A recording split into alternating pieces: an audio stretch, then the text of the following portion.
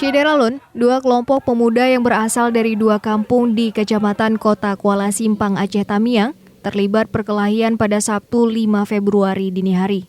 4 korban luka masing-masing Muhammad Sopian 29 tahun, Budi Saputra 23 tahun, Andre dan Eko seluruhnya warga kampung Kota Lintang, Kecamatan Kota Kuala Simpang.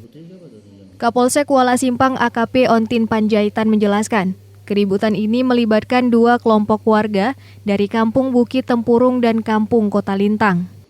Rangkaian keributan ini bermula dari teriakan orang tak dikenal kepada Sopian yang ketika itu sedang mengendarai sepeda motor bersama istrinya di pertigaan Bukit Tempurung pada Jumat pukul 22.45 waktu Indonesia bagian Barat.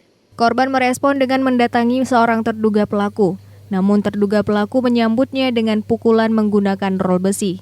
Insiden ini kemudian dilaporkan istri korban kepada abang kandungnya, Budi, yang belakangan juga dianiaya oleh kelompok pelaku.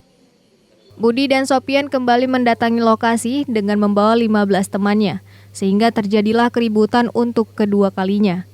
Keributan kedua ini berhasil dibubarkan, tapi tak lama kemudian terjadi lagi keributan ketiga yang diperkirakan melibatkan 150 orang. Dari Kuala Simpang, Rahmat Wiguna, Serambion TV.